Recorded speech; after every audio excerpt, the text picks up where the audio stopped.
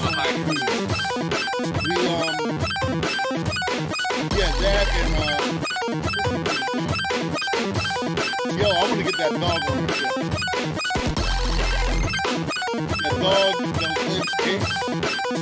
The thing I said to y'all, the dog is playing the game, and then the owner cut it off, and the dog got pissed.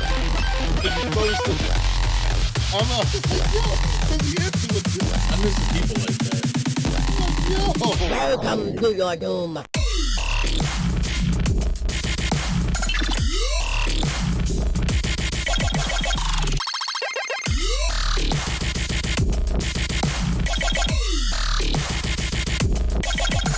Welcome to your doom.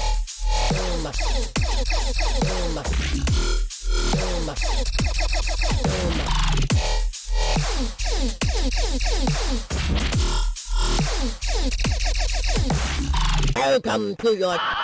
Welcome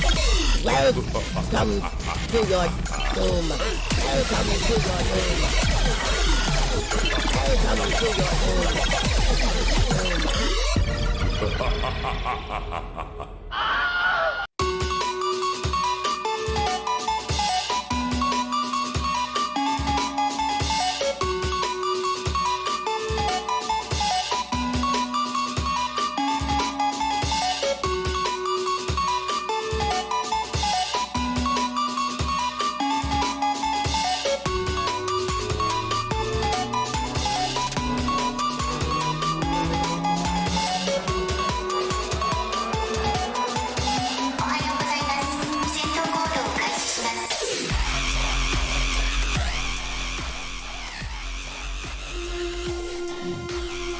Attention, you are now tuned in to Pass the Controller. Game on. Round table, show me your moves. Now these moves get good and get in the groove. Gears of war like Sonic hopping the tuck. You don't want the smoke, you'll get bodied by big nuts. Come for the character, stay for the content. Fans from the elite to the civic binding. Conventions are streamed, the topics deceased. So tune in, peace and hair grease. Let's go, baby. Peace and hair grease. Pass that, pass that, pass that, pass the controller. Pass that, pass that, pass that, pass the controller. Pass that, pass that, pass that, pass the controller. Pass that, pass that, pass that, pass the controller.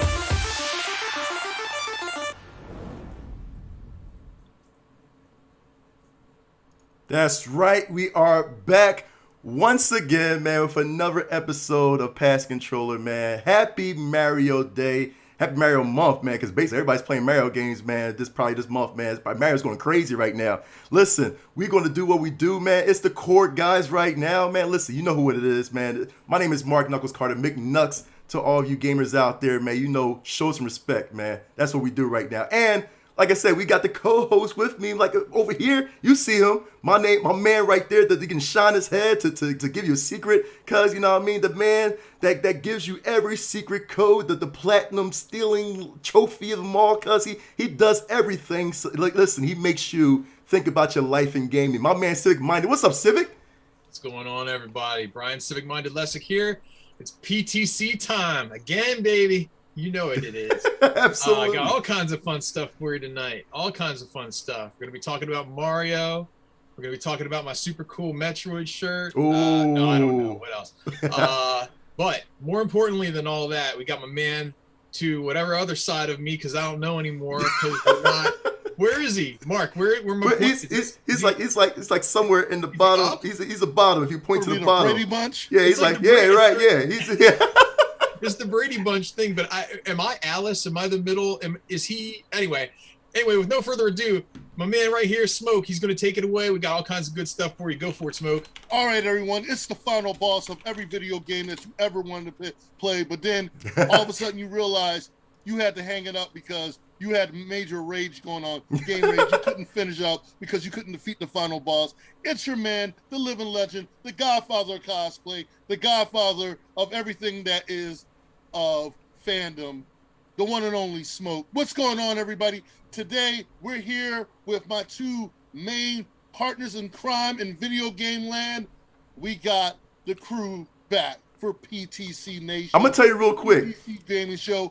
Mark, take it away, I'm brother. gonna tell you real quick. I'm gonna tell you real quick, man, because it's so funny how it's so weird having just the three of us, man. We're so used to having special guests on and all that too. It's like, man, it's been a long time since we just sit down, like have like a little porch talk, man, just like video games stuff like that like too. A fireside chat. Man. Yeah, right, exactly, man. It's like, it's like, oh man. Get on in. I mean, listen, I love talking to, with just a core group of us, man, and all that. But it's been so much fun. I mean, again, if y'all haven't seen the episodes, the past episodes, please go ahead and watch them. It's video on demand on YouTube. It's on Twitch as well as on Facebook. Man, we talked to Howard Scott Warshaw. We talked to Mark Meir. I mean, dude, the whole month of February was amazing. So if you've missed that, please go ahead and watch those episodes. But I digress, man, because we talk about this now. Yeah, don't watch them now. Don't watch them Wait now. until after.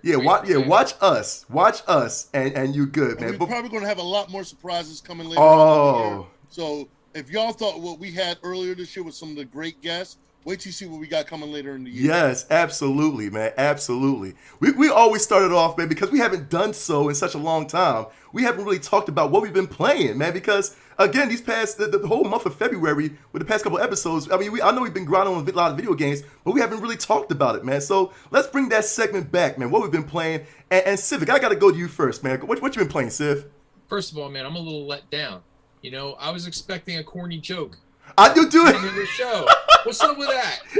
Dude, we gotta start this thing over now. Listen. I know, man. Listen, it's been so long, man. And the February, like I said, we have. Well, actually, I did corny jokes in February, so I mean, I guess it's kind of. I don't know, man. Just try to get back to normal, man. Try to do a corny joke. Yeah, I think we need to have a contest for our viewers. Who has the best corny video? Oh my god. Because I want to hear them. I like that. You know what? That's what we'll do. Throughout the course of the show, everybody post up your corny video game jokes, and then we can read them off later on or throughout the show or whatever. Because we need that, man. We need that in our lives. We need it. I like that, dude. I like that. You know what? I think we're going to set that up. If you have the best, corniest video game joke, man, send it to us. We're setting the bar low. The bar low.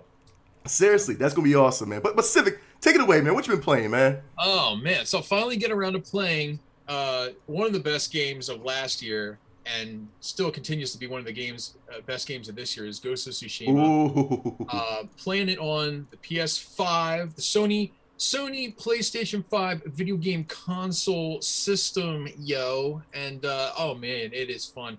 It looks absolutely superb. This was me playing earlier today, by the way. Yeah. So be gentle when you judge my gameplay here. Are we going to judge your gameplay? Oh, we definitely judge your gameplay. I'm here sneaking up on an enemy camp, right? And you're crawling through the weeds here, trying to be undetected, doing my best Solid Snake impression, right? As always. And I'm trying to get my game up here, so I'm observing the leader, right? So you can boost up your abilities and stuff. So that's cool. Okay.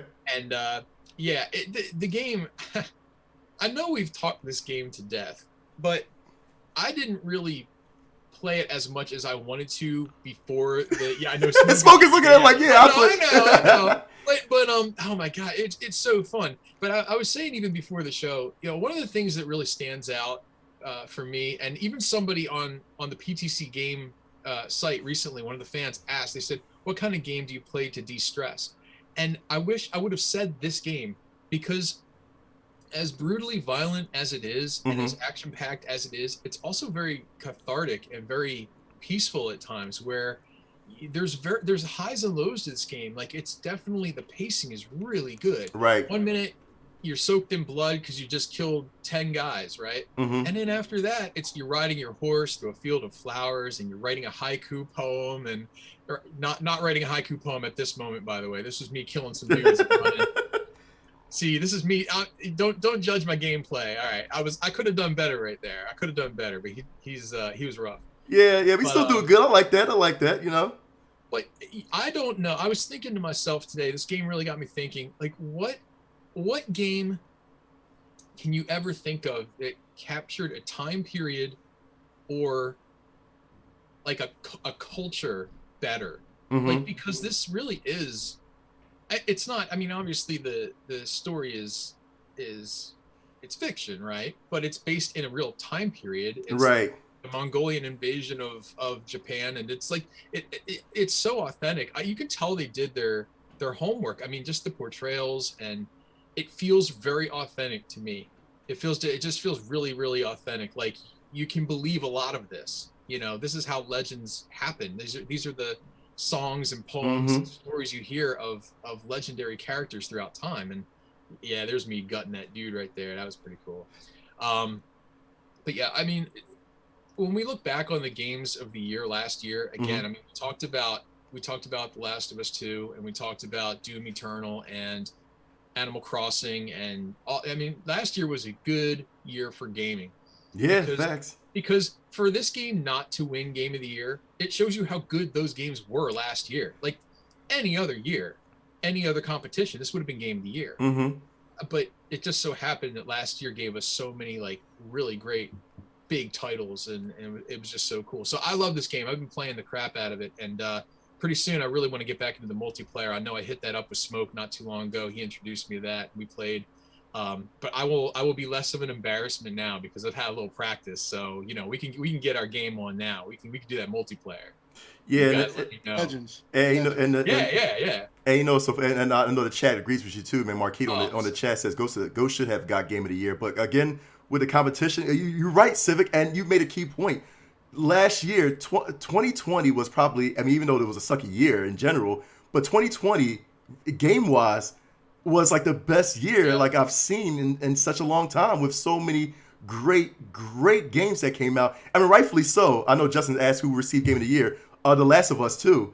Rightfully so. You know what I mean? Because again, it's like you can't really say one was like better than the other. They all had their gems. They all had their shining moments. Could you agree with that, Sid?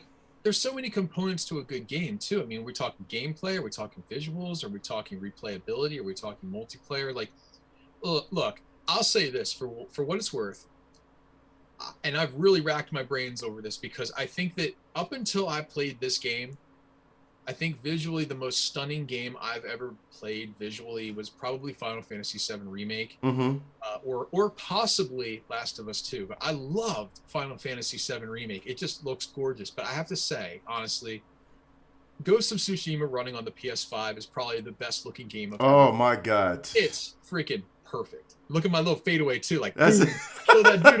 I was like, yeah, cutscene. So that's it. So that was me playing earlier today. So yeah, if people want to get some multiplayer on, you let me know. Holler at your boy. Oh man, don't say that, man. But I mean, that's good though. I like that, man. That's pretty good. That's pretty good. Because again, like I said, it's good. If you haven't tried out Ghost of Tsushima, chat, I mean, really, what are you waiting for? You know what I mean? Like, seriously, what are you waiting for? So, definitely go ahead and grab Ghost of Tsushima, because I mean, it's a very, very beautiful game out there. Beautiful. I'm talking about, like, again, like Civic said, visual, just the dialogue itself, man. It's like, I'm like, dude, it's just, as a matter of fact, if you get a chance, What was that mode that you can play it on? That's like the classic. Oh my God, what was that called? Kurosawa mode. There we go. Thank you, man. Please. Based on the director who, I mean, he did like Seven Samurai and like a lot of really great samurai movies way back in the day, most of which were black and white. But, right. Yeah. Right. It's really cool. I can't play like that for a long time. It looks really cool, but the grainy. I mean, the graininess, man. It's cool. It's right. It's a nuance. It's kind of It's kind of cool. You know, I know, but I'm not gonna play through the whole game like that. I am playing it on a next generation system. Yeah. So I don't want it to look too much like the mid 50s. You know, but that's the thing too, because the best thing is it's like you can go ahead and play it regular. You know what I mean? Like get the visuals in, get the colors. You know, get impacted by the colors, the fields, and all that too. But your second gameplay, especially if you want to platinum it, do Kurosawa, dude. I'm sorry, man. I might do that. That's a good idea. See, that's how I would roll, because the first time around, like, you want to see. I mean, half the fun is like you're dressing your character, you're getting all the new colors and everything and banners, and so yeah, I'm all about like absolutely, the man. 4K life, you know. Yeah, I hear you on that. So yeah, that's I like that. Like I said, it's never too late to get a Ghost of Tsushima.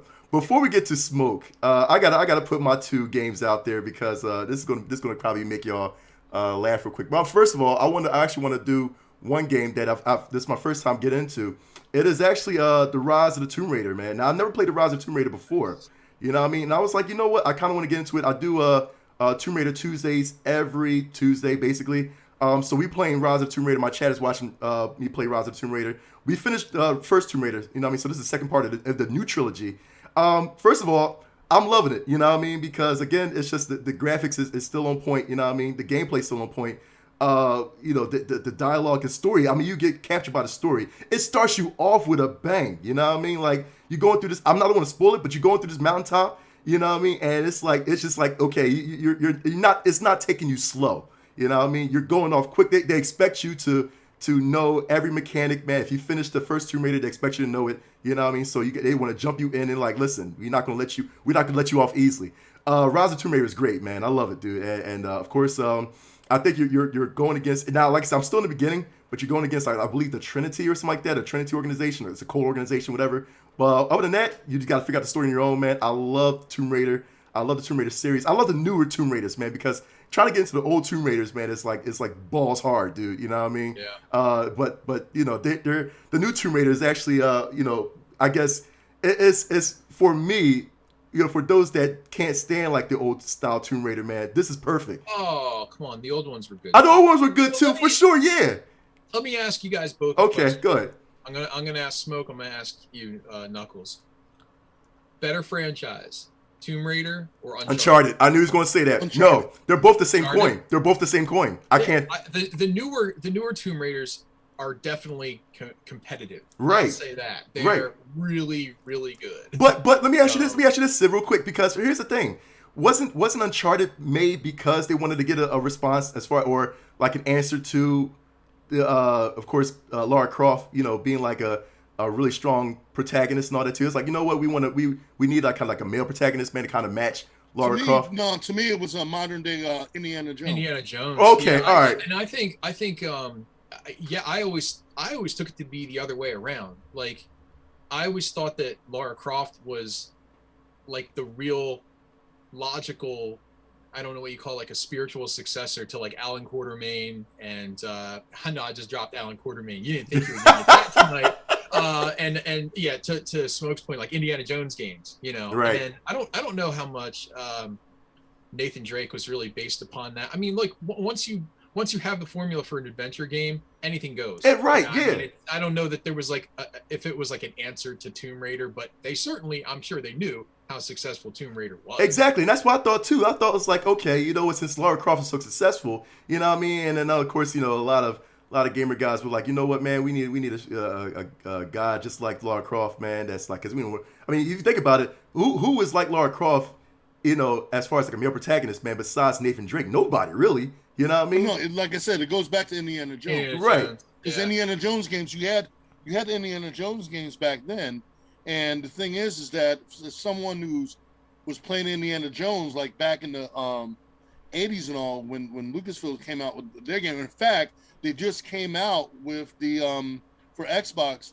they remastered Indiana Jones game. It's like an original story.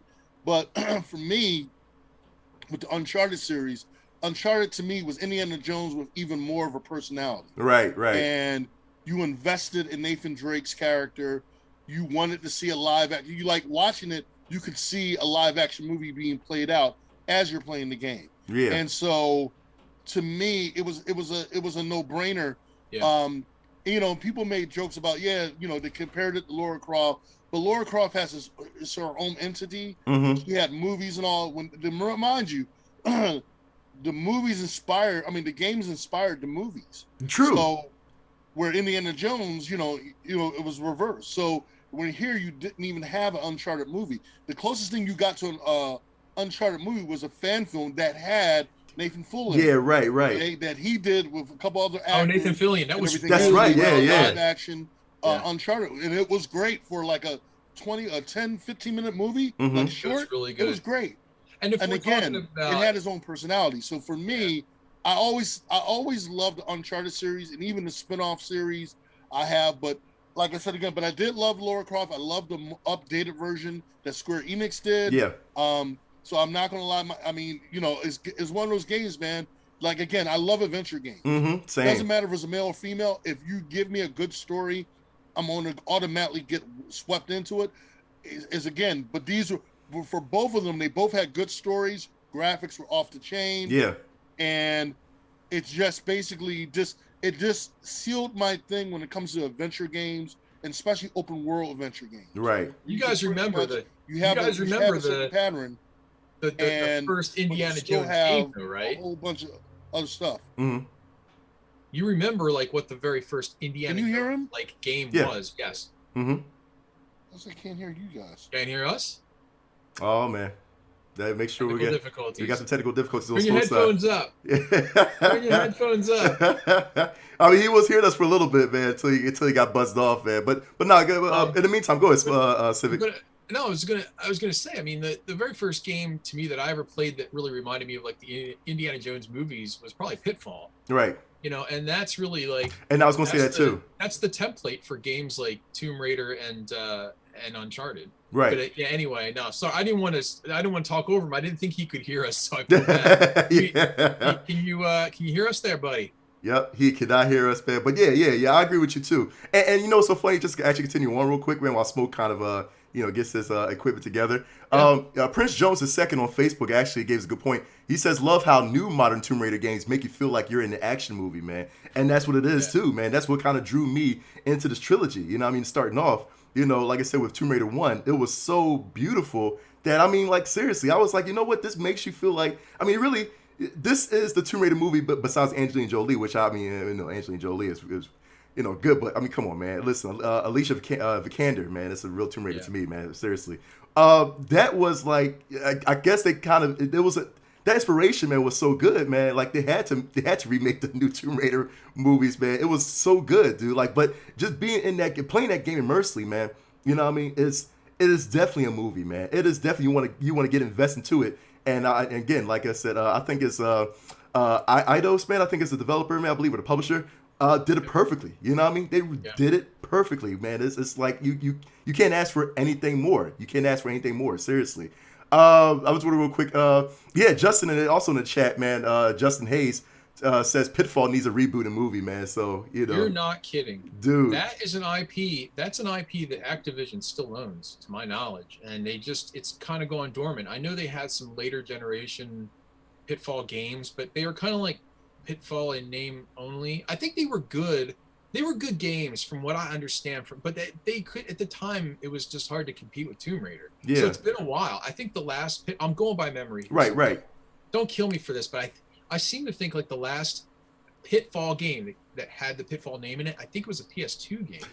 Yeah. I think. I didn't own it, but I seem to recall that. But I don't know. I don't think it was like a big smash hit, but I had heard it was actually kind of fun to play. So, right. I think Chad can probably confirm that as well too, man. I can look online right now, but I'm just lazy. Yeah, I feel you. I'm gonna go out on a limb. I think it was like around. It was PS2 or PS2 era. Might have been like multi-platform, but I think it was right around then. Right. Yeah, you're right. That's another movie that or that's another game that needs to be revitalized, man. Like seriously. Dude, a Pitfall movie would be awesome if they just what they got to do though is don't make it like the Uncharted movie or like the Lara Croft movie. But how can you? Don't make it serious. Uh-huh. Cast somebody like Jim Carrey and make it funny. Just like all the funny crap, like what was wrong. Like make it it's almost like Mr. Bean meets Indiana Jones. But if you did something like that, I would watch that. I really would. I think that would be a lot of fun. That's like asking for a spoof of Pitfall or something like that or whatever, man. It's like, because it was all kind of like the original game was like, swinging over a bunch of crocodiles. And, I mean, awesome. A lot of fun. But I mean, if it was just kind of like, if it took it like in a fun direction like that, like not too serious, I think that would be really perfect. Yeah. But, like, I don't know, man. It's been a long time. Get Will Ferrell on the phone. What's Get Will Ferrell on the phone. He can be Pitfall Harry. Oh my god, dude! Like seriously, yeah. But I'm telling you right now, like I said, the trilogy, because I played the first Tomb Raider and when it came out in 2013. I played the Tomb Raider 1 in 2013. So I played it day one, and I would say, you know what? I might as well go ahead and revisit the game again, the first Tomb Raider. Yeah. And again, I was like, yo, I just fell in love with the story again. It was beautiful, man. I mean. And then now, I didn't play Rise of Tomb Raider. I haven't played Rise of Tomb Raider or the last piece of the trilogy, which is Shadow of the Tomb Raider. I haven't played that yet, so I'm looking forward to it, man. But I mean, honestly, the trilogy is great. And I you know what's so funny? I'll give you one comment on Twitch. Genghis Ken said Tomb Raider trilogy is good use of the engine.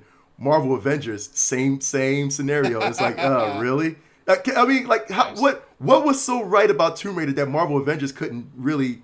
I mean, I know you guys love Marvel Avengers yourselves, man. I mean, I'm assuming it's the same engine. What is wrong with both of them? Let me say this: the problem was, and I've said this before, there's a love-hate relationship with Marvel Avengers. It's the paywall. First off, you should never a game like that. You should have never done a whole thing where you're just doing an online, like you're doing an online thing, and the storyline was good. You should have just stuck with campaign. Go with what you know. Don't try to reinvent the wheel. And the problem is, you're making all these promises, and you're saying we're going to get all these DLCs, and yet the game, while it's not completely broken, you did this online service, and then you're doing a paywall where you're charging people for skins. People have they not learned from prior games that? Like look at Anthem. Have you not learned from watching Anthem that this is something you don't? I have an answer. I have an answer for that if you're interested. And it's just a theory, but here's what I think.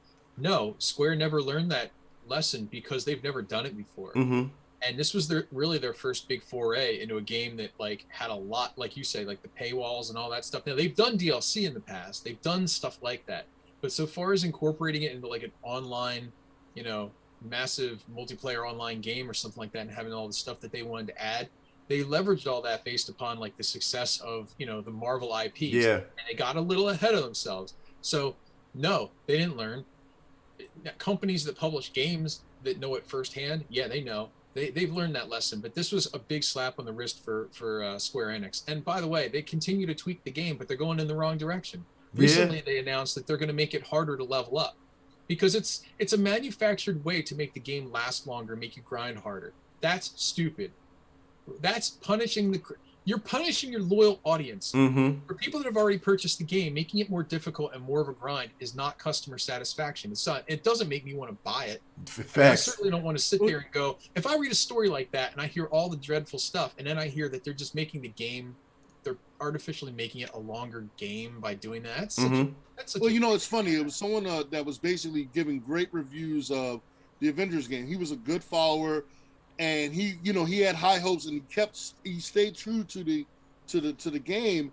And then he did recently, a couple days ago, he did an apology to all the followers and people that were following him. He said, "Look, I thought this game was going to make some improvements. I thought the game was like going to start doing what it's supposed to do. And I'm not satisfied. Here I'm one of their supporters, and they're already doing stuff to discourage the player. It's almost like the company wants to discourage you from playing the game. Right. Like in one hand, they got this good DLC with Hawkeye coming out with the Maestro, and I'm like, oh man, that's gonna be good. But then you're like, okay, well, we're gonna make it harder for you to work on your XP. Really? Yeah. Why would you want to do that? You're trying to gain the audience. You're not trying to lose it unless you're deliberately doing it. And it could be like that. I mean, after seeing Angry Nerd movie, I'm like, anything is possible. I would not be surprised. I'm waiting for Angry Nerd to come in and say, "What the? What the heck? What is this? What were they thinking? So again, Yeah. I'm just kind of like, and again, like, and I mean, I'm going to segue into a proper way of doing the get people into your game. Outriders. Now, Yeah. the Outriders demo. My review on it so far has been thumbs up. Let me tell you right now, it is if Preach you it. are, Preach it. if you are a gamer that likes to be challenged, this game will challenge you. It is not easy, yet it's not hard, but it's not easy. And when you get these powers, you have an array of different powers. Okay, this is the plus sides of it so far for me. Storyline, graphics, the playability, the challenge of the game. Yeah, you can play it by yourself, but you can also play with two others. It's a good storyline. It basically, it's the game that I've been waiting for. It's not clear. It's not Gears of War, but it's doing its own thing. And imagine that you get these powers. You get to pick what kind of powers you want. And you have 4 different powers, and they'll probably add on more different powers as you go on. The story is intense. The challenges, I'm telling you, I was like, man, you had to strategize when playing this game. I'm playing one of the level bosses, man, and I'm like, oh my God, I didn't rage quit at all, but it wants to try to get you to rage quit. But because I wanted to succeed and get into that next level, I was like, no, I'm going to keep it going. I'm going to keep hitting it. And the great thing about this demo, I tell anyone that's playing this, the great thing about this demo is everything that you gain, all your XP, all your skills, everything that you got in the demo, you get to carry over into the actual game. So you're playing the demo, all that stuff that you worked on in the demo, you get to carry over into the game. Right. That's cool. How many games can you say that can do that? I mean, there was a few. Yeah, that's true. That was true. There was a few games that actually did that as well too. Like you can actually carry your stats and over we too. knew the Outriders had a couple delays and all, which was fine. They did, and again, this is something else they did that was smart. They pushed it back until they fine-tuned what they needed to find. Right. They're letting people play the demo, and I think that's a smart move. On the business end, you're letting the customers, the consumers, play the game because you've been hyping this game up. All right, we want to give something to the fans. We want you to play the game. Not only are you going to play the game, we're going to give you 3 hours of demo time to play the game. You're not on a time basis or anything. You get a 3-hour window to play this game, or however long within that realm of. And it's not like a thing where you can just play it and be like, oh, I'm done within a half hour. Right. They give you an ample amount of time. And then they make you be able to go back, create another character that may look like you or someone else, and you get to play it again, and you still keep all your stats. Right. Nice. And carry it over to when the game comes out. Again, that's a win for me. You automatically got me sold. I already pre-ordered it. Yeah. Yeah. It's a no-brainer. Yeah, that's true. That's true. That's true. I mean, Plus, I get you guys to play with me. If you guys get the game, we all play and we go wreck shop. yeah, you got that right, man. That's true. Yeah, we are going to go crazy on this game, man, because this is a really good game. This is a really great game. I'm going to throw in another game. Sure. Because you guys already know we're going to be probably doing the live video. Aliens, the new Aliens game that's coming out. Oh, I cannot dude. escape that. We got to talk about that. Yes. It's gonna be. It's like their answer to Predator Hunting Grounds. Facts. I mean, I mean, Facts. third person view. Facts. What? Facts. No. Third-person view. Well, here's the thing. Here's the thing. Because I know y'all always trash. What's it? Colonial Marines. Y'all always trash. No, I don't. No, I I don't, absolutely don't. Really? No. I own What? Really? I've said this before. I listen. I've gone on record. I've said, people ask me like what I thought about it. I had fun playing it because when I played it, I had a team of people that we were regulars. Right. So we played that game multiplayer, and just I almost got the platinum in that game. Mm-hmm. I liked it. Now it wasn't perfect, but the storyline was actually really good. The voice acting, they brought back like a lot of the voice actors. That was cool. The sound in the game is really good. Now, performance-wise, there are issues. That game lacks polish, and it doesn't look like what they said it was going to look like. Right. When they demoed it at E3, and PAX and all that. It didn't look like the same game. And later it came out that they duped us, and there were all kinds of behind the scenes drama with Sega and Gearbox and everybody. And ultimately, they didn't give us the game that they promised us. But I don't hate it like a lot of people do. Mm-hmm. I liked it. I played it through. I thought it was fun for what it was. I also bought the collector's edition when it was like it was on sale for like, I don't know, like $5 somewhere, and I got it. So I didn't spend a lot of money on it either. So I don't have that hate for it like some people do. But Yeah. And it's like aliens. that game. I mean, Yeah, it's I just, liked it's that just game. weird. I liked Alien Isolation. That was Oh, awesome. Alien Isolation was Love good. that game. It was Yeah. scary good, dude. Like, for real. You know? Like, wait, a lot wait, of people... you actually played that game? I played a little bit of it, man. I played a little bit of it. You don't like scary I'll games? play a little bit. You know what? It's so funny. It's so funny. Like, we're going to segue into that because it's so funny because, again, Alien Isolation is really good. I mean, talk about, like, as far as the gameplay of it, man, the mechanics of it is great, man, that it makes you feel like, you know, that you are in the game as a protagonist as well, too, man. And I was like, dude, I ain't gonna lie, man, my heart was racing so many times in that game, man. That is so great, dude. Oh, yeah. But again, it's so weird how, you know, like I said, I thought that, I know you're right, Civic. The game is not, Colonial Marines, going back to Colonial Marines, is not perfect and everything, too. But I thought it was like probably one of the most, you know, I guess mashed up of, you know. It was subpar. It was subpar. I think after playing Predator, because I got hooked on Predator, I was like, man, can you imagine if they came out of an Aliens game? Mhm. Yeah. And here, lo and behold, they surprised us with this, and it's a third person. And I'm watching. They were showing a demo of it, 30-minute playtime, and I'm like sitting there like just thinking about the three of us or four of us playing this, and I'm like, man, dude, I will be on this for hours. Yeah. I'm like, oh my god. Well, like, you know, it's funny because again, back to the Alien Colonial Marines thing, there are people that have taken, like modders have gone in and they have, you know, these data miners, they go in and they explore games, and they went into Alien Colonial Marines and they realized there was a single line of code that one of the programmers messed up, and it controlled the enemy AI and the targeting system of the enemy AI. Yeah. So they fixed the coding. They went in and they fixed, I think it was one line of code in the entire game. They found it, they fixed it, and then they polished the game a little bit. Yeah.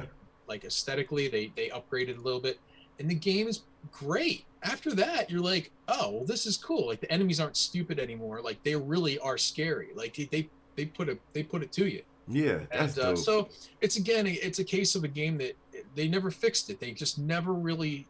They were done with each other. The relationship between Sega and Gearbox, they were spending each other. Like Gearbox was spending Sega's money to make Borderlands games, and it was a whole thing, man. So that's why, like, I don't know. I always have like a mixed. I don't have mixed feelings about Alien Colonial Marines. I have mixed feelings about Gearbox as a company and Randy Pitchford. If we really want to start talking about that someday, we can go down that route. Oh, absolutely. There are people that are just, I don't understand how they've made it in this industry, how they stick around. Yeah. They're just, I get heated about some of the stuff they've been caught doing, and it's not cool. Right. But anyway, another topic for another day. now, Smoke, you going? Randy Pitchford, I'm coming for you. Now, Smoke, you're going to be proud of me, man. We talk about horror games and all that too. Like, I can't take it. So I was playing a horror game yesterday, man. Which one? I was playing a horror game. Now, this is a free-to-play game. I want to shout out a lot of indie developers too, and I want to test out a lot of indie developers. This is a free-to-play game. It is called Psycho no Sutoka. So basically, Psycho no Sutoka. I was playing this yesterday with on Twitch, and what this game is all about is you're a Japanese schoolboy. You're a Japanese schoolboy, and you're being chased by this psychotic tsundere girl with a knife, man. That obviously, I guess she likes you, as you can see right there. You know, yeah, she likes you, and this is insane. Like it will tear you. VR? This is not VR. This is not VR. I wish they made this in VR because this would be scary as crap. And she goes around the school. You got to find the combination to a lock that will unlock the exit door. You know what I mean? All the while, she's playing with you. You know what I mean? She likes to play with her food. You know what I'm saying? So you got to hide. You got to find the keys. You got to turn the lights on, man. She already killed people and all that too. And, dude, she is after you. Like you got to really be on your feet. This is a free to play game. It's a free to play game online. Just what you call it? Just Google Psycho no Sutoka, and it'll take you to a browser with the developer and all that too. The developer encourages you to try their game out because we like to. So this isn't a VR game. This is not a VR game. It should be. It should be. I wish it was. I wish it was. This would be hot as a VR game. Dude, I was screaming like crazy. If people watched my show from yesterday, I was screaming like a little child yesterday, dude, and I couldn't take it, man. Like she was on my back most of the time, and that's what she do, man. You got to really be quiet. The gameplay is if you decide to run, she hears you. You know what I mean? So you gotta pick your times when you gotta run, because if you run, you know she hears the steps. She's gonna be coming right behind you. You gotta be careful. Oh my God! Like I was getting scared by dude. I'm getting scared. She's right behind. Dude, I'm getting scared just watching this, man. But listen. Oh man, this game is amazing. Once she captures you, dude, it's insane, yo. Seriously. Yo, that is messed up. I gotta play this. You gotta play this. I encourage you to play this, man. Dude, I can't. My heart couldn't take it no more. You can't fight back, right? You cannot fight back. No, you can't. You have nothing. You just want to circle around the table. You're like, you got to play Ring Around the Rosie with her, man. Sometimes. So is the enemy like a computer controlled character? Or is it somebody else online? No, it's a computer controlled character. It's computer controlled AI, man. And again, like her moves are random. Like she'll go in and break glasses from the window, so that if you step on it, of course you lose a lot of health. You know what I mean? So you got to find like different shoes, and she's on you, dude. Like I can't take this. Dude, this like, yo, I can't take this anymore. Like she comes around, if she's near you, she slashes you, dude. You know what I mean? So you gotta. Oh my God! And of course we gotta add. But yeah, man, it's so good, dude.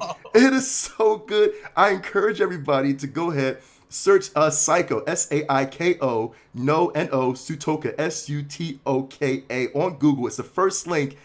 Praise the developers for making that game. It is beautiful, dude, and it will have you heart racing. Can you imagine if PS5 or Xbox was to get their hands on that and really polish it up? Oh my God! And make it optional for VR or for first person.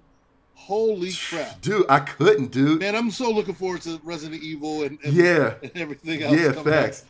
Mark, I don't know if you can handle it, but you know, I can't handle it, man. But go ahead. One of the other games that there's two games, because throughout the last couple of weeks I've been playing it. Ever since I got the PS5, I got a brand new TV, so it's high definition HDR 4K, the whole nine. So I tried Spider-Man PS5. Okay. Which, again, after playing Miles Morales. Okay. I was just like, whoa.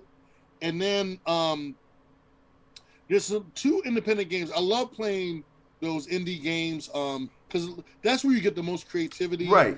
And sometimes you get a bang for your buck. And one of the games I got was Unto the End. Oh, okay. And Unto the End is basically self-explanatory. It's not that much you got to figure out. It's a matter of you're trying to get back home. You're this warrior. He's trying to get back home. And he's got to go through all these, and you make choices and decisions throughout the game that will either have certain people become your enemy, or they end up being a friend or helping you along your journey. It's puzzles. You have to figure out the strategy on, and again, it's all about survival, right? And getting home. And the game is beautifully done. It took them 4 years to put this game together, and this game came out last year. Now, what is that? What is it out for anyway? Because for right now, as far as I know, it's on PS4. PS4, okay. And you can try it on Xbox also. But this game is a really good game. I mean, it put me to the challenge, and it's cool because, like I said again, you have to figure out how ways around certain obstacles. And like I said again, the replay value was good. I'm still on it. Like, I'm just taking my time on it. It's one of those games that I don't want to rush through because I'm really enjoying the aesthetics of the game, the work they put into this game. And again, when it comes to independent games, I really enjoy independent games. Again, because a lot of times you're paying only $10 for a game that looks like you could pay $60 for, $70. Right. Another game that I play, and I'm still trying to figure out the premise, but I love the premise because it got that James Bond vibe and it's dealing with the Cold War. Counter Spy. Okay. And Okay. that's been out for a while. That's a fun game. Yeah, That came out originally. That was originally on the PS3. Okay. Yeah, it's been out for a while. I found out about it when I was on the internet, and I wanted to check it out, and I'm like, man, this game is pretty good. And again, I love games that are just not over the top, not complicated to a point where you're just like, you're going in, you got a mission complete, you get points, you got to figure out how to get around these obstacles. You got to take, and I've always been a James Bond fan, so anything Cold War related, spy related, I love games like this. And it's a lot of fun. Again, third person and side scroll. I love that. I like that aspect. Side scroll platform and third person, aspect. I love those kind of games and all. Smoke, you know what game this reminds me of, man? Do you remember the old arcade game? I know where you're going. Yup. Do you know what? Yeah. Rolling Thunder. Rolling Thunder, and you would jump on this. Yeah, man, I love. You gotta go. You go through the doors, and you come out, and you got the ammo and everything. But you're like, it's like a spy kind of game. Just like and this is even slower pace because in Rolling Thunder you had you had people coming at you in all different directions, and you had to quickly think on your toes. This one is a little bit more stealthy. You had to figure out the best plan of execution, because if they notice you, you can alert. It's so many ways you can work around and learning out the floor plan and how to take out the enemy and all this stuff. And you're not really working for either side. You're your own.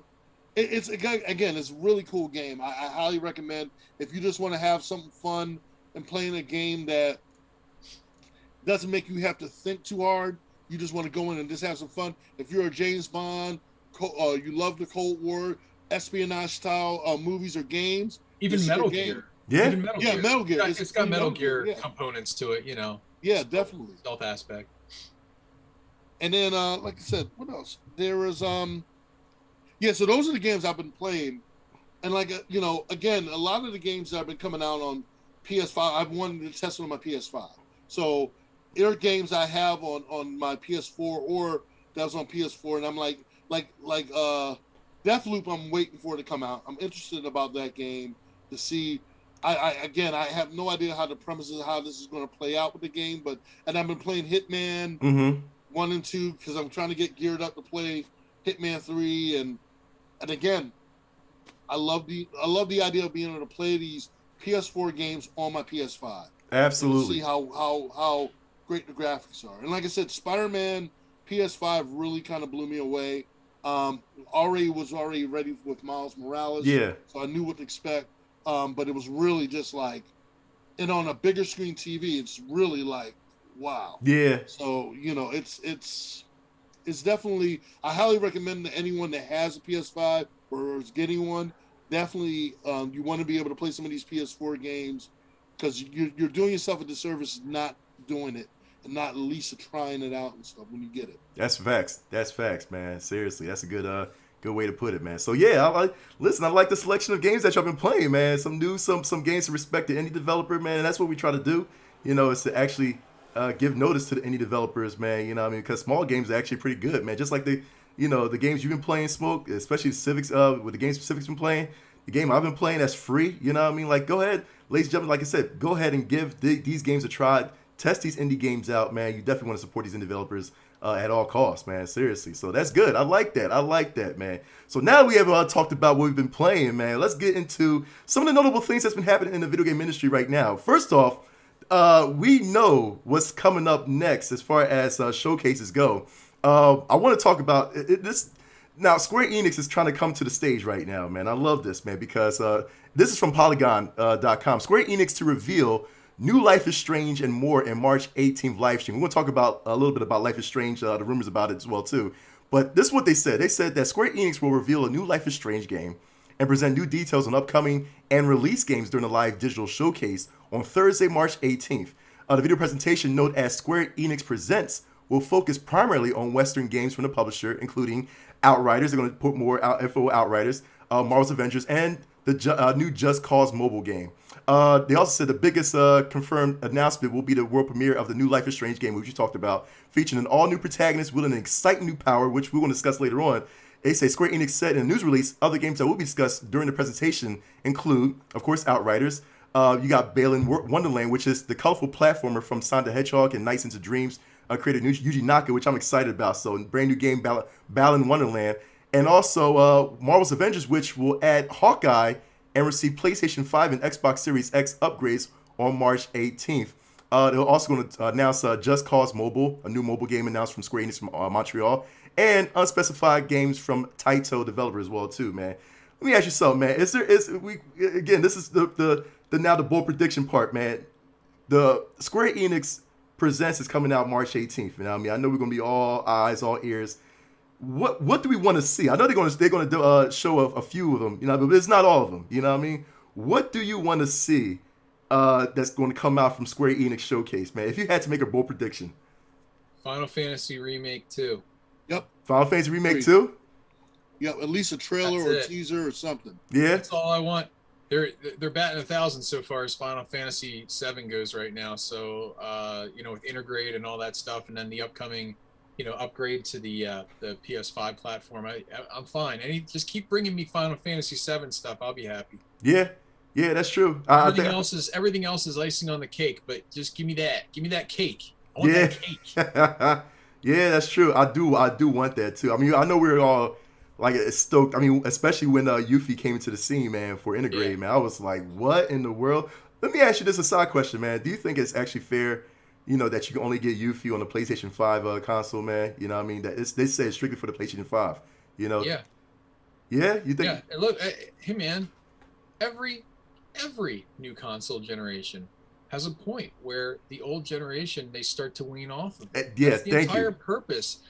Don't look at it as like, it's not a punishment, people. Don't take it personally. I mean, yeah, they probably could do it, but at some point you have to write new games for new hardware. Yep. So what are you supposed to do? I mean, if you know that everybody's migrating now to another platform, and people say, okay, well, in the recent years, there's been a little bit more of that rubber banding effect, where I think it dates back really to, like when the first Xbox came out, and then 360, and then there was backwards compatibility, and the same thing with like the PlayStation 1, 2, and then the early 3 generation. There was like, okay, well, they're transitioning you to the new console. Okay, but like at some point,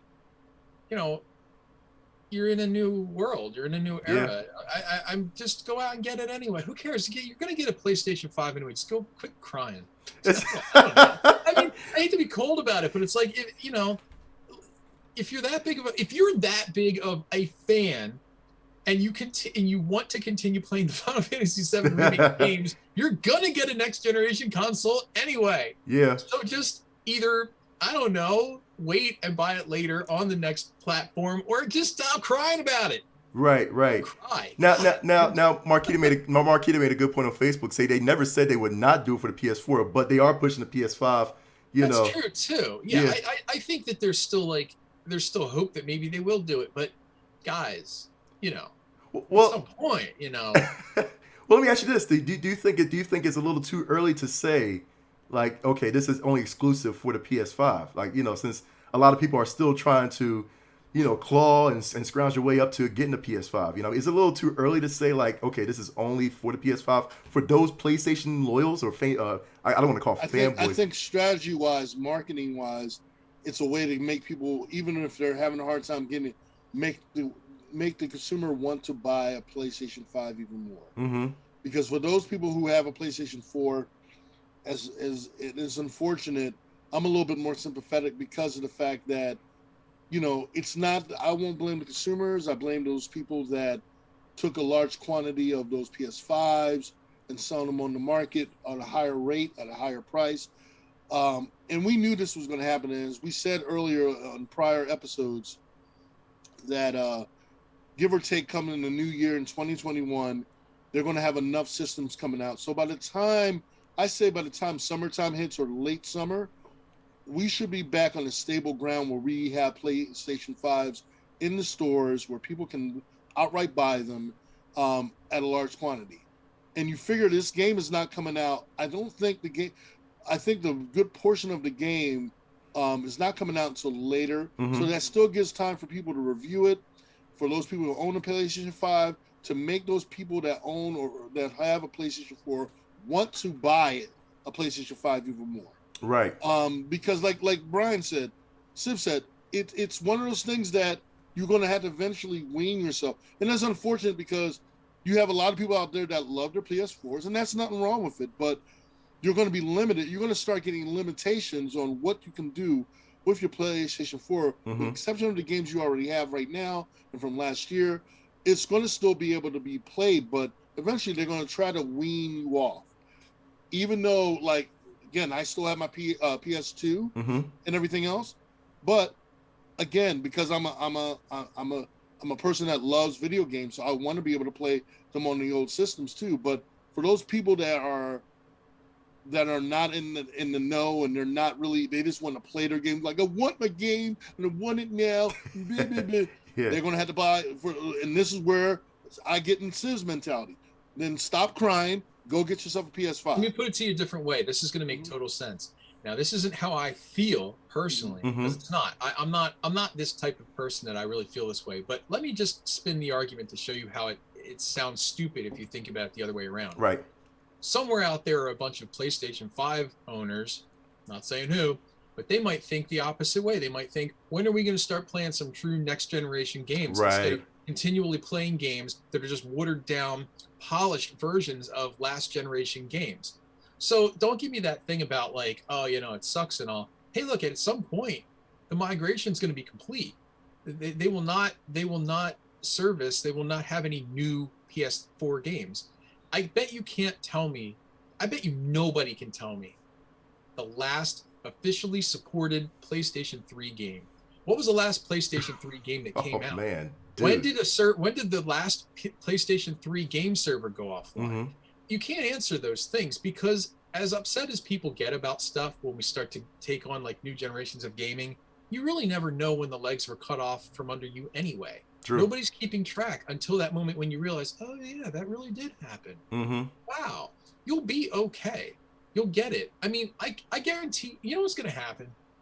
For everybody that's crying about it now, someday when Final Fantasy Remake Part 4 comes out on the PS6, and they give you the, like just think about it though. No, it'll be it's a huge reach. Yeah. It'll be a PlayStation Plus game 4 years, 10 years from now. You know what I mean? Like it'll make itself up in the back end. Just calm down and be cool. Just be cool. You'll get what you want, man. You're talking to a guy. Look, man, I waited what, 20 years for Remake? I was begging for them to remake Final Fantasy VII. It's one of my favorite games ever. Look, I got a Buster Sword hanging over my head. Yeah, right. So, come on, I'm a big fan too, but let's all just wait a little bit. Let's see how it all shakes out, Yeah, I definitely do agree with you, man. I feel like they are. And as many, I've been hearing the cries and the screams of people that it's like, this is not fair. You know what I mean? It's like, it's a marketing scheme. I love it. This is what big business do. This is what you're supposed to do. Especially if you work if you work in the Sony, capability, facilities and all that too, as like a, marketing, director, cause this is what you want to do. It's like, you know what, we want to move forward, you know what I mean, and get people. I was upset when the GameCube got Metal Gear Solid Twin Snakes, and all the PlayStation loyalists, we never got Twin Snakes. I was upset when Killer Instinct came out on an Xbox platform when I was a Nintendo loyalist. I'm like, where's my Nintendo game? Yeah, right. Well, look, man, we're all getting shafted. We're all getting rewarded. There's pluses and minuses to both. Again, I think the best thing to do, really, I give Smoke a hard time, but really, maybe the thing to do is buy all the consoles. Pretty much, that's your answer. That's your answer right there. Keep them all, and you'll eventually have everything you want there. Until they bring back a new system, and then they upgrade it again, and then you'll be investing more money. And again, this is, if you think this conversation doesn't go on in executive levels of gaming companies, and don't think that they don't, because you're like, oh, well, how can we get the consumer this time to pay more? We need to make more money.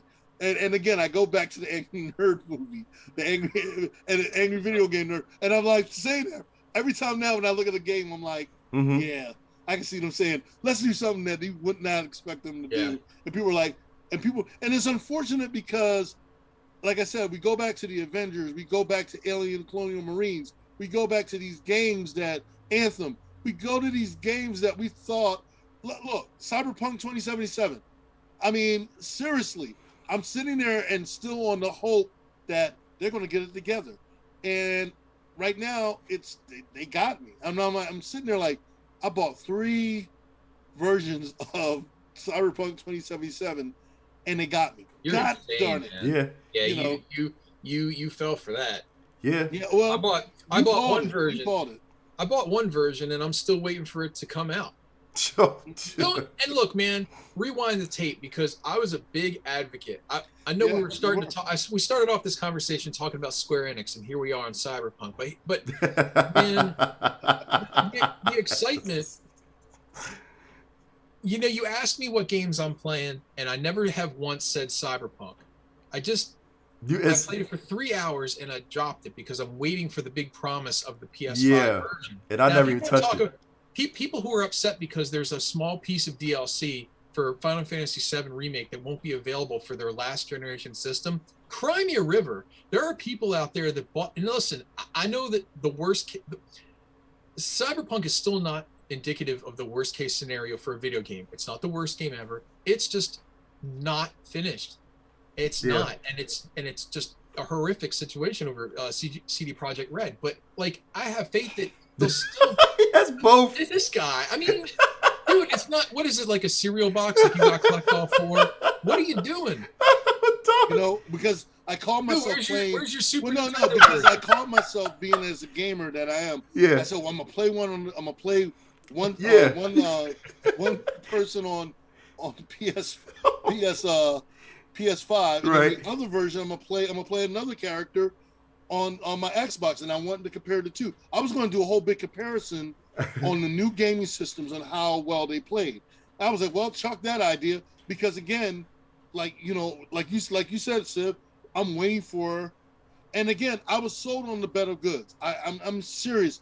They hyped me up so bad, and even though I was discouraged because it wasn't third-person view or they didn't give you that option, I was sold on the idea that this is going to be. I mean, you got Keanu Reeves in it. Mm-hmm. Come on, Keanu Reeves. Yeah. You know, What more can you ask for? What more could you ask for? You're like, oh, this game is going to. And I waited so long for this game, and I'm just kind of sitting there like, I can't get mad because I'm like, well, I can only blame myself. I can't. The Avengers is another game. I only bought that I did a download on, but again, I invested.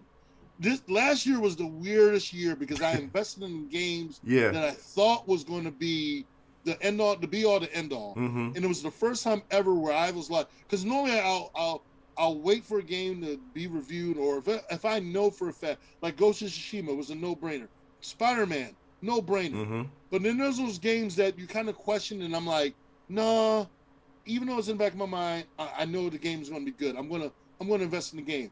And a lot of us, and I know a lot of you guys out there feel the same way as I do. You took a chance. Sometimes it's a roll of the dice. You take a chance on these games, and then you're like, son of a. Yeah. And so, like I said, Ghost of Tsushima, God of War, Spider-Man, you know there were sure shots. And listen, we've talked about this too before, and we'll wrap it up because I'm going to wrap this up because we're going to go back to the Square Enix thing. So I want to just illustrate a point because, Smoke, what you're saying, 100,000% right. And as right as you are, and as perfectly stated as you've said it, and as undeniably truthful as it is, we fall for the same trick time after time. Even the best of us. Like, I mean, I'm just thinking back. We've talked about video game studios in the past where you can buy with confidence. Sucker Punch is batting 1,000. Yeah. They have never produced anything less than a superior game. Not good, not above average. Every game Sucker Punch has ever made is a top straight up tier, AAA. top tier, best tier, god tier game. They're all great in their own right. Every game they've ever done. Go back through. I challenge you. What's the worst Sucker Punch game ever made? Dude, wow. Go ahead and mull that over. You know, I mean, probably you have ones that you like better than others, but you can't point to a single game. And it's the same thing with, and I'm sorry, people are going to get, I know how people are salty about Last of Us 2. I don't care. That's a super. I loved it. Yeah, game. I loved it. Naughty Dog is another company. Exactly. Every single game is a top tier game. And I'd say second, like you come down a couple notches, and then you have companies like Rockstar and Square Enix. For what it's worth, Square Enix they've had some rough spots, but they're for sure. much better over time. Same thing with Konami. No, I'm sorry, not well. Yeah, no. I'm sorry. I actually meant Capcom. Capcom. Okay, I was gonna say Capcom too. Yeah. Konami still, they have a lot to prove still, but they're, I have faith in Konami. But like, people think CD Projekt Red is one of those game developers, like, because they've done Witcher and stuff. But every game they've ever released so far has had a rough start. They may be better games later, but they do not hit the ground running. It is not what CD Projekt Red does. They have never done it, not once. Yeah, every that's game true. has been delayed, or it's been rocky, or it's been buggy. Now eventually they make it right, but the clock is ticking right now. Yeah. On Cyberpunk, and the scrutiny has never been higher for a game. We talked to Howard Scott Warshaw last month, or a month ago. And I want to ask him this someday, because I think we would get some interesting insight. But like, when a game comes out and people are really, really negative about it, at what point can you not pull out of the tailspin? At what point is it considered a bad game? Like a game like Daikatana that John Romero put out and it just bombed.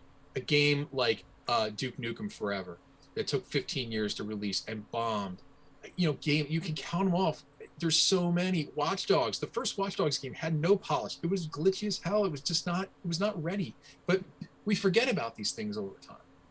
But the taste of Cyberpunk and Avengers and some of these games are still fresh in the mouth. Man. The Dookie is so close you can taste it. I'll tell you, the people from that made Anthem are like, "Ooh, I'm glad there's something else that bombed, man. That got our, we got our attention." Cause seriously, dude. Because Anthem we was giving Anthem a hard time. Like this, yeah, it's like, oh, thank God for Cyberpunk. Again, Anthem draws all this criticism, but there were a lot worse games that came out that didn't get. Remember Lawbreakers? Oh my God! And and it's so funny because I was telling people about that because I played Lawbreakers at E3 when it was first like dropped and all that too. The developers wanted us to try it out, and I loved it. I love Lawbreakers that I couldn't wait for it, but then there was no sign of it ever, dude. I was what about Battleborn? I mean, it got clobbered because it came out right up against Overwatch. What are you going to do?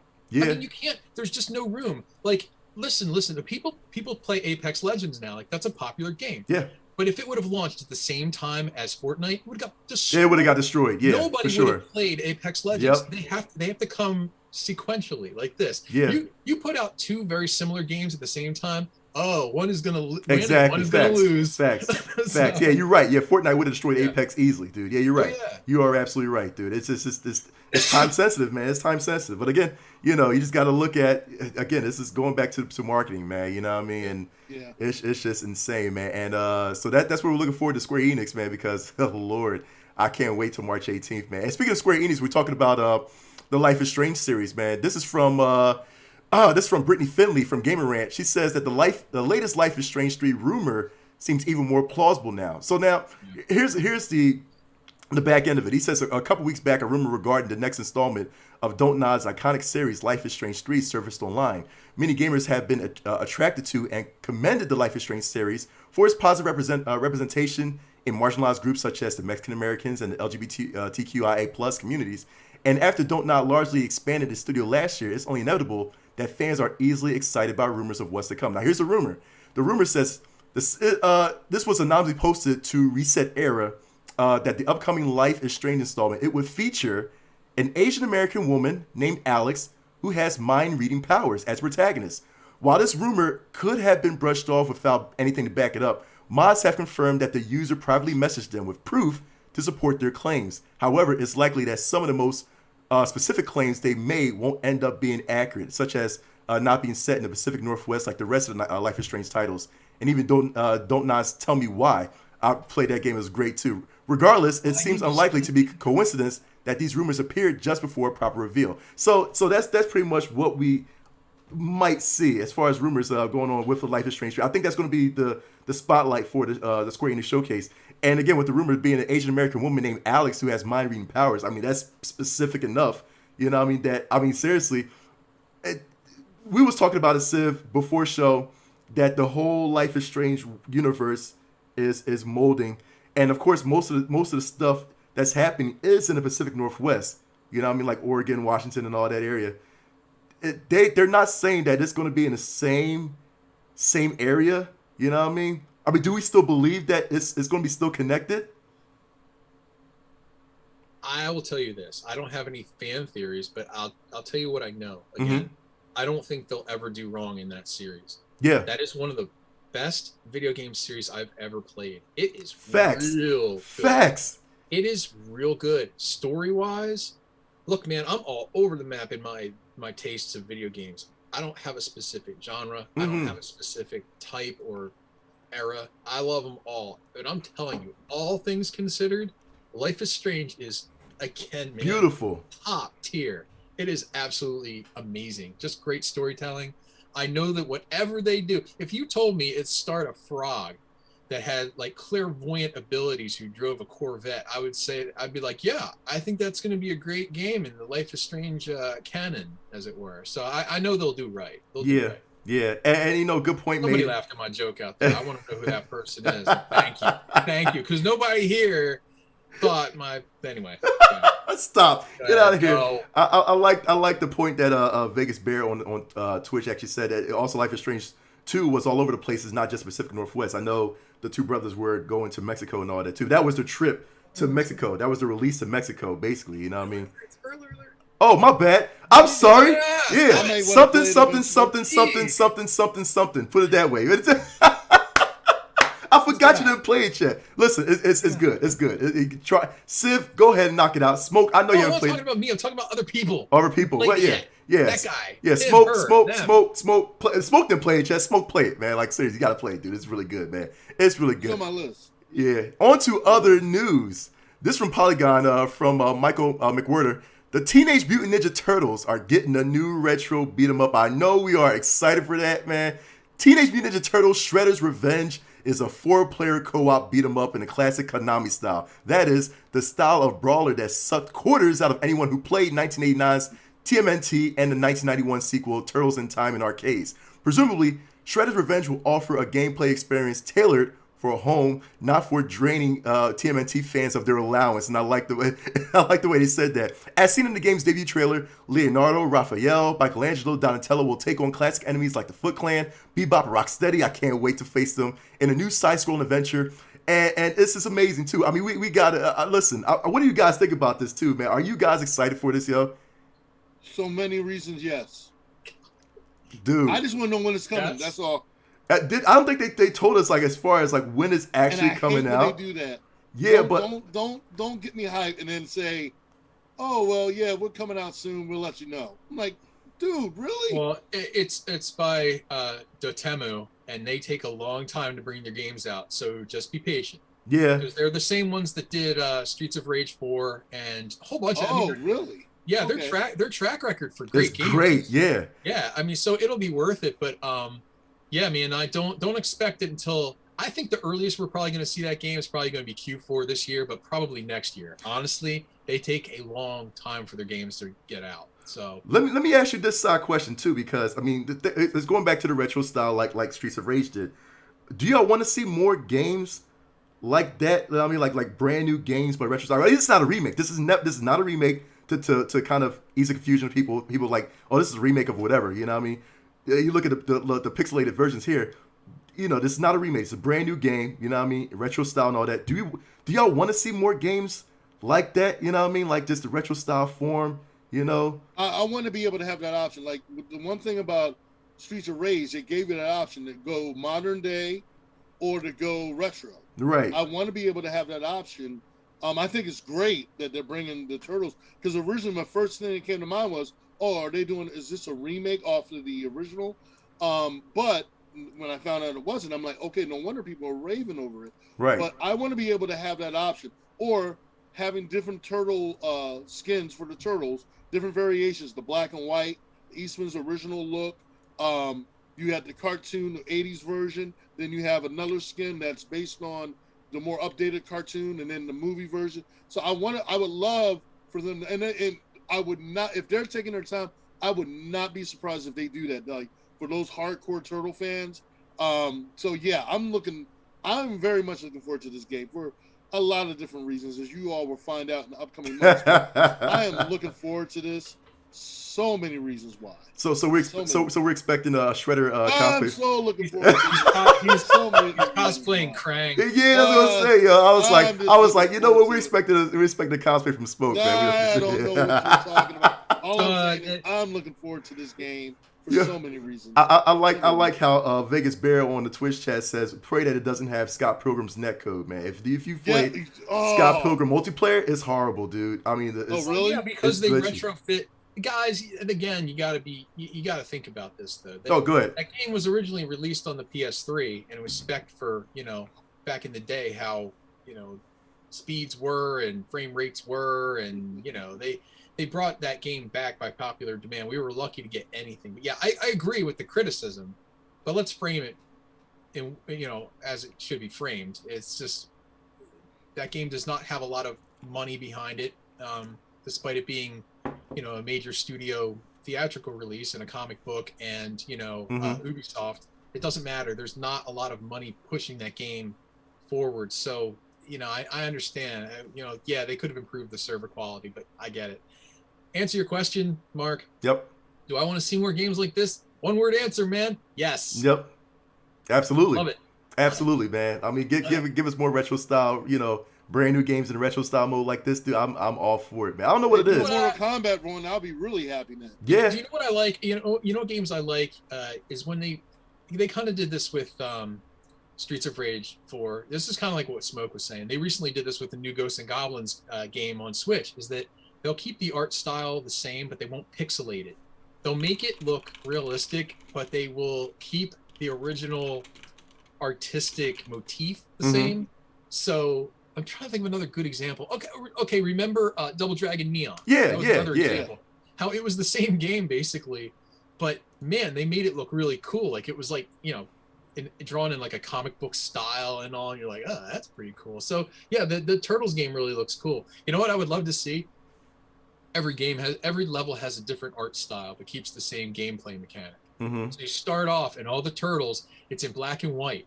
And then level 2, it's black and white, but they have red headbands. Oh. Okay, you see where I'm going? Yeah, I see what you're going. Yeah. And then as it keeps going, you go like through the movie era, how they looked like they were like plastic costumes, and I mean, you go through them all up until like the current like the Platinum Dunes theatrical release movie, the 2 new Turtles movies. They're like hyper realistic now, but it all looks the same. Like every level is just different, like the art style, but it all plays the same throughout the whole game. And every level is like a new era in the Turtles. Yeah. I get what you're saying. I like that. I like that feature. I don't know. I'm just tossing it out. Yeah, I like that feature. So as long as I get to play as Donatello, I'm fine. I'm taking Raphael, man. I don't know about you, Smoke. Leo. There you go. We good. Leo. We good. He's the leader. Exactly. Exactly. I just want Raphael. I love Raphael. Donatello does machines. It's perfect. Because it was either him or Ralph. So the other two, I'm like, yeah, that's modeled after both of you. Then again, Ralph might be you also, Sid, because you got that Ralph attitude too. Yeah. You can't be like that. Dude, it was so funny because I used to the old Turtle games. I used to pick Leonardo, man, because I love the staff, man. I love the bow staff. This staff was Leonardo did not have a staff. You noob. That was Donatello. That was Donatello. No, my bad. Listen, hold on. Hold on a minute. I knew he was gonna get at me with that. Man. Listen, it's been a minute, man, since I had the whole game, cuz. Seriously. Holy crap. I know he got it. There you go. Thank you, man. Come on, man. Come on, give me some sort of credit. I was gonna say it's invincible. This is a sword. Yo. It's a katana. Yeah, listen, man. Listen. I still love Leo. I don't give a crap, man. But yeah, that's why I switched to Raph, dude. So I switched to Raphael. I had to, man. But I'm mad. Sid was like, you got to bring the sword out. And it's like, here you go. This is what he used right here, man. Dude, come on, Sid. Listen. This is a bow. Oh, my God. Oh, man, listen. I tried, Sim. I tried, man. I tried, Sim. I tried, man. Listen, we're going to go on to our next topic, man. Our final topic of the day, because I'm I guess Sif called me out on that one. We're going to the next topic of the day. Of course, man, as we know, a few days ago, we celebrated Mario Day. March 10th was officially Mario Day, and we like to say Happy Mario Day to everybody. Of course, we couldn't, we said it, we did, whoa, what I mean? We had to say it on our Facebook page as well. And again, I don't know, like I said, if you have any memories of how you celebrated Mario Day or what you've done in the past and all that, even if you had played the games of cosplayed or whatever, let us know in the chat, man. Let us know in the chat what you've done. We'll definitely shout you out as well, too. But this is for us, man. Like, seriously, like, besides the memories that we've had with it's like celebrating, of course, going to lines with Mario Day, I know one memory that we've all pretty much kind of embraced, man, and that was when we actually had a chance to talk to Charles Martinet and Kenny James at Great Philly Comic Con, man. That wonderful interview, man. I mean, again, that was from the great people from Great Philly Comic Con to set that up, as well as Smoke, man, down there to bring the people in, man. Civ, me and you did an interview. Man. Like, yo, let's talk about that real quick, man. While you got some minutes, man. Because do we have that on video at all? We do not have that on video. I wish we did. Wow. I wish we did. I thought we had a videographer, man. But I wish we had that on video, man. I'm like, oh, you gotta be kidding me, man. Well, but, I mean, both those guys were just super upbeat, very happy, very cordial, very nice guys. I mean, I don't know, man. We hit them up with all we asked them the most obscure questions, because it's the stuff that they've been asked the same questions constantly. So sometimes you just want to know. You're like, man, like what is it, like, what's it feel like? What kind of meta does that create when you're like playing a game that you're voicing the character? Like, is that a head trip? And talking about how Kenny, especially, like his vocal warm-ups and stuff, because he does Bowser and he did Waluigi, right? Yes. Yeah, and a couple and his whole thing, and he just goes right into it. Like, he's the powerful. You look at this guy; he's kind of short, and his booming voice comes out. It's awesome. And then Charles Martinet is super tall. He's, what do you think, 6'4"? God, he's very tall. Yeah. And then he does, it's me, Mario. And I'm like, whoa! Like, hear the voice come out of him. It's super, super trippy. But yeah, it's cool, man. It's cool. Those guys were awesome. I'm gonna tell you something, Sid, because it was so great talking to them. You know what I mean? And again, like I said, if you guys didn't know, like, of course, Charles Martinet being the voice of Mario, and Kenny James is a Bowser and Waluigi, but just their personality, even off stage, even off, just off the mic, man, was so bubbly, man, that it's like you would think they were the real people. Like, you would think, like, oh, dude, like you are Mario, like you are, besides, I mean, I know Kenny James not like an angry dude, you know what I mean, but it's just his personality. He's a funny dude, man, you know what I mean, and it's just so heartwarming actually to talk with them on stage, man, at Great Philly Comic Con a couple years back, man, was amazing. You know what I mean? I know Smokey probably had a chance to actually talk to them privately as well too, man. Like, what you gleaned from actually getting to know those guys, man? Well, I mean, a little bit of time that I had, because there was so much going on that weekend. I did get a chance to talk with them. I gracefully thanked them for talking with you guys and everything else, because we had so much going on. But they were funny. They both were funny. And just being able to just talk with them real, and they were like, sure, we'd love to, and because we were limited at that time, but the fact that you guys had the floor and you guys are hosting, I mean, because what people don't realize, you guys are hosting, we were running back and forth. We had a lot of top tier video game guests, both in voice actors and actors and developers, and also it was a lot going on that weekend, and so many, and that's something that we also got to revisit. And something that we need to work on, because seriously, for those people that weren't there, you were doing yourself a disservice. For the guys that were hosting, and of course, like I said, what more could you want but the originals and the voices behind what made video games what it is today? Absolutely. So I think it's cool, and you guys being at the forefront and being able to be there to talk with them and making history. So what more could you want? Exactly. That'd be. It was definitely fun. It was a big honor meeting those guys, and being a fan of their work, you when you do an interview with anybody, you want to make it so that it's fun and it's relevant to everybody who's going to be there in your audience, and you want to make it fun, obviously, for the guest. And being just such huge Mario fans, Mm-hmm. it's something that when you grow up with it, you're not thinking, when you're like 6 years old playing on your Commodore 64, playing a Donkey Kong game, someday you're going to talk to the guy who does the voice of that character for a game that won't be released for at least another 20 years. It's really cool. It's cool. It's a really weird meta, but yeah, total fun, man. Those guys were a blast. And for what it is, there is yet to be anybody in this industry yet that I've personally met Mm-hmm. that goes to these conventions, that comes on the show.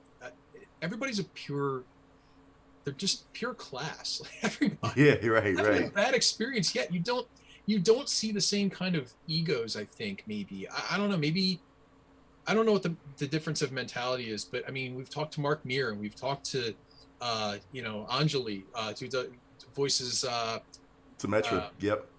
yeah, Mm-hmm. for Overwatch, and like everybody that we've met so far, like everybody we talked to, just super cool, just very, very down to earth. So, those guys were no different. But yeah, it's neat. It's nice to see a nice person play Mario, because it would be a real letdown if you met somebody and you were like, I love your work. And you're like, hey man, I don't talk to people. Yeah, like, yeah. Hey, just buy my games. All right, buy my games. Yeah. Like, nah, that's not what you want from Mario. You want a bubbly guy. You want somebody who's all personality. I think it's really cool because we're at the forefront, and how many people can say we're doing what we're doing with a lot of people, and we're also doing a service for the fans that want to ask those questions, because even though the three of us, between the three of us, we're mega fans of video games, and especially when it comes to this, but to be able to ask the questions and all, and be able to talk with these people and Mm-hmm. these individuals, and because like for people like me and Civ, who've been in the industry, worked in the industry, we've been around it. And for Mark has a really capacity for the enthusiasm and knowing the questions to ask and everything else. So we're not just those fans that are just like, oh my god, like you said, so like, oh my god. We're like, hey, look, we want to ask those questions that a lot of people want to ask because they won't have the opportunity or the forum that we got. Mm-hmm. To be able to do that and everything. And also, like, we had the whole cast of Red Dead Redemption. Again, it goes back to the idea of showing and why we do what we do with the show. We are showing that we are doing something where the fans, we're on the fans level, but asking from the fans' point of view to these creators, developers, actors, what makes their games the way they are and why they have so much fun, and all these questions that we just love asking, Mm-hmm. And I think it's great. I think it's Smoke, let me ask you a question. Do you think that part of the reason for why a lot of these people in the gaming industry, why they're so approachable, is it that you don't think that maybe they perceive themselves as celebrities? A lot of times, it's to some of them is a job, but a lot of them are also video game. Like, they love video games. A lot of them wouldn't do it. I don't think there's too many actors that are just doing it just for the paycheck. You have even veteran actors who have done video game voiceover work for video games. They're like, well, my grandkids or my nephews or nieces, they want, and I said, how cool would they love to hear my voice in a video game? So I think it's just the fact that you're immortalized when you're in a video game. Movies is one thing, but when you're in a video game, that you're immortalized in a video game. You're immortalized as someone who knows what it means to be immortalized. Mm-hmm. That is speaking in volumes that you could talk about from years to come to kids and all. So yeah, for the actor's point of view, when opportunity presents itself and I'm approached to say, hey, Smoke, we would love for you to be a video game guest, like a video game actor for this. Even if I'm saying, or excuse me, hey, I'm in that game.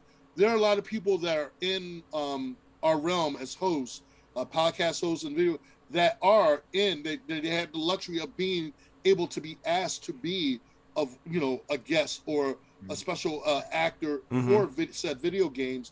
So I think it's great. You never know. They might approach you, Civ. They might approach you, Nuts. Yep. And they might turn around and say, hey, we want you we want your voice to appear in our game. I'm putting it out there to all you guys out there, any game developers that are watching this show right now. the three of Hit us us. up. Anytime you're looking for voiceover work, we're here. We got our mic. Hit we us got up. our equipment. Mhm. We love to do it just for the experience and the fun of just doing it because we are lovers of video games. Exactly. You know that Angry Video Game Nerd does have his own video game. Yeah. Saying. Yeah. Might as well slide in. Saying. Slide to his DMs, man, real quick. You know what I mean? You know, a pass the controller video game. With the three of us We'll be beating like, up yo, everyone like a Streets of Rage. I want that right now, man. And we have certain people like Nick. Yo, for real. Yo, as a fourth player. You watch the show like, dude, I wish. You know who the final boss would be, right? Who the final boss? It would be a folding chair. It'll be a folding chair. Oh my God. Listen. Good night, everyone. Oh my God, man. I thought you were gonna say Darth Vader. A folding chair. That'll be a sub boss right there, Darth Vader, man. We just That would be funny. inside Like, jokes, if man. we were somehow to license him officially, have Darth, and people like, how did they get the money to license Darth Vader for this? Darth Vader folding chair. Yeah, a folding chair.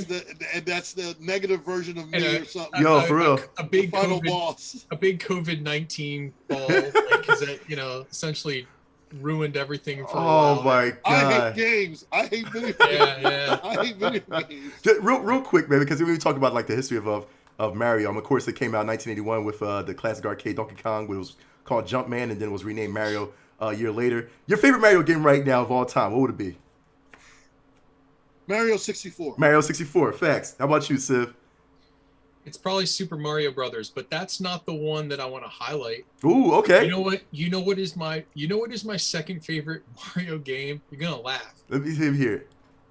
Super Mario Land for the game. Okay. Yeah. I love Super Mario Land. Yeah. It's short, it's simple, but man, it sounds great. It plays great. Super Mario Land is a triumph. I am always impressed how they got that game out of that little console. It's Facts. cool. It's Facts. super fun to play.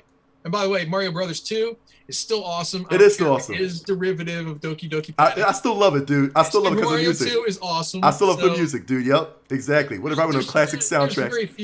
very few bad Mario games. Very few. Yeah, true. But I mean, like I said, however you celebrate, Mario Day, Mario Week, Mario Month, man, do it. Like I said, for the love of Mario, man, that character's been in our hearts for generations and generations, dude. Seriously, as well as other characters too. But of course, March is always dedicated to Mario, man. So happy Mario Day to everybody.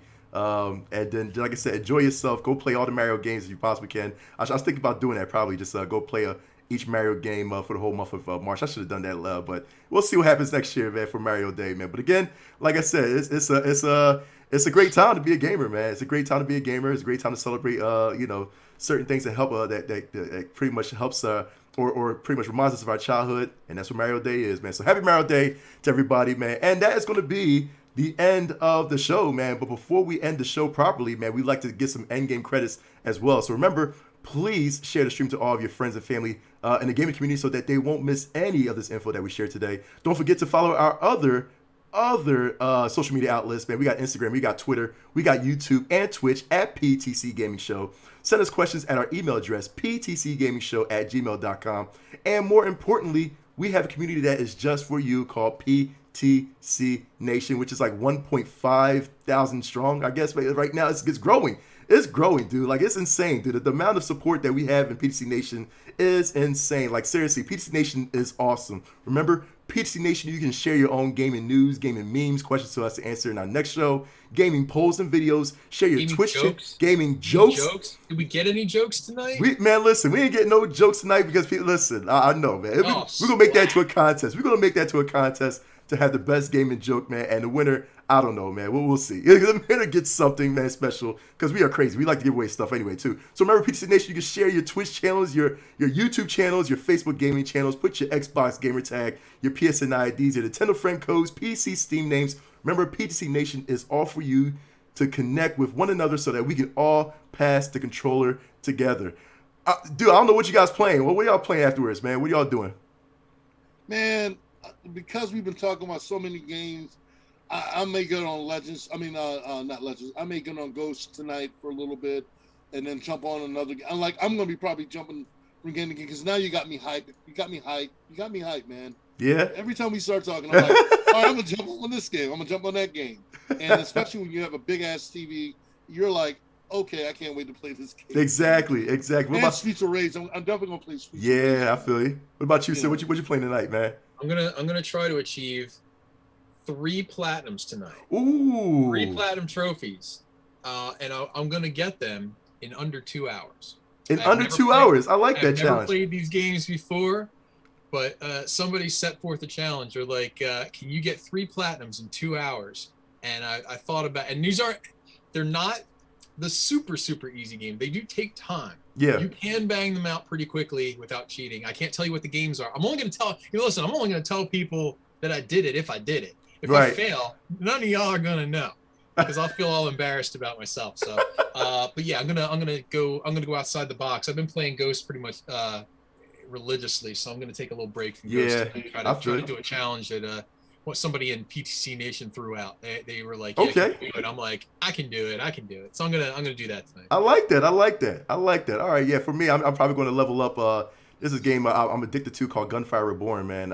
It's like an animals, like Animal Crossing plus Borderlands mixed together a little bit. You know what I mean? Wow. If you can say that, it's Animal Crossing Borderlands. Put it that way, man. It's really good. So I'm probably going to level up on that. I'm level 109, I believe. I think the max level is 130, man. So it's really good. Like I said, I recommend trying it out too, man. So definitely do that. But yeah, that's what we're gonna do, man. So as always, you know what the deal is, man. You definitely go follow us on Facebook, YouTube, and Twitch, as well as other media outlets, Instagram and Twitter, man. We'll see you next time for Smoke, for Civic. I am McNux. This is Pass Controller, and as always, get good. This is Donatello. Peace and hair signing grease, off y'all. with Peace and hair grease. my trusty sword. Good night. Eat your vegetables. So.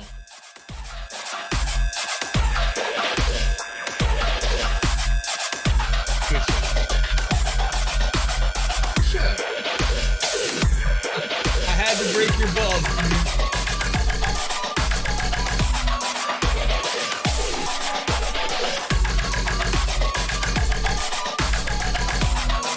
I'm going to get ready to go, guys. But yeah, I had a little mic problem, guys. I'm sorry about that.